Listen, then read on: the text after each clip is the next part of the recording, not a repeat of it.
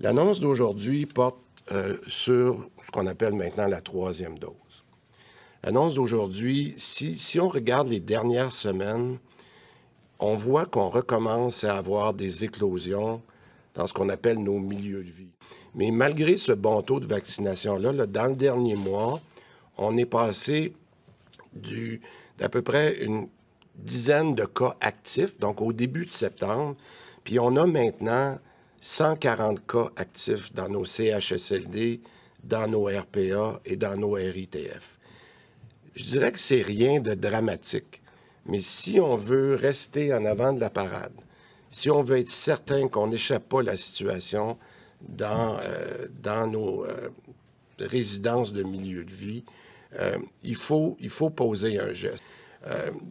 D'administrer une 3e dose aux gens qui sont dans ces milieux de vie-là, CHSLD, RPA et RITF, parce qu'on voit qu'il pourrait y avoir une diminution de l'efficacité vaccinale après un certain temps.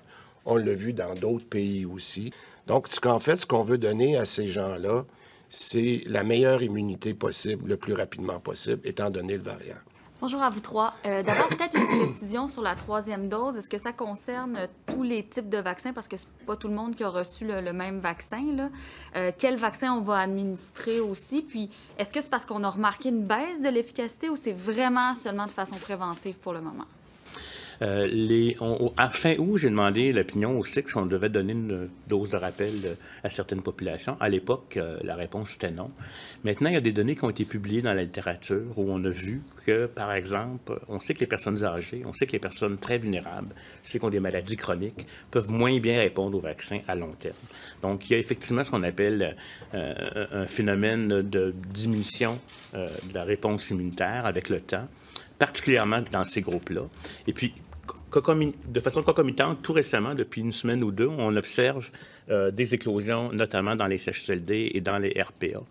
Donc, dans ce contexte-là, compte tenu des données dans la littérature qui sont récentes aussi, compte tenu du fait qu'il n'y a pas d'effet néfaste à donner une dose de rappel dans ces clientèles-là, on va procéder à cette vaccination-là en concomitance aussi avec le vaccin d'influenza qui est indiqué aussi pour ces populations-là. Je peux compléter là, sur le volet là, des vaccins qu'on va administrer. Ça va être des vaccins ARN messager, là, des Moderna et des Pfizer. C'est le vaccin qu'on avait administré, là, si on se rappelle, lors des premières et deuxièmes doses pour ces groupes d'âge-là. Bonjour. Monsieur Arruda, où en êtes-vous avec vos réflexions et recommandations pour une dose annuelle pour la reprise d'une nouvelle dose de vaccin l'an prochain, l'autre année? De COVID-19? Oui, pour tous. On n'en est pas là actuellement parce qu'on doit voir un peu l'épidémiologie. Là, actuellement, je ne crois pas. C'est peut-être une possibilité. Vous savez, il peut y avoir plein de choses pour avoir un variant nouveau qui ferait que le vaccin qu'on a actuellement n'est plus bon puis qu'il pourrait avoir une réaugmentation COVID-19. Mais on n'est pas à ce stade-ci comme tel. On surveille la chose de très près. Puis ça va dépendre de l'épidémio. Ça va dépendre des données sur les souches qui vont circuler. Est-ce qu'il y a des mesures supplémentaires spécifiques qui pourraient ou vont être appliquées dans les prochaines semaines? La mesure qu'on a introduite, je vous dirais, il y a 2 mesures qui ont été introduites là, pour protéger et diminuer les éclosions. C'est quand il y a une transmission importante dans la communauté, le port du masque dans les élèves à l'école est porté.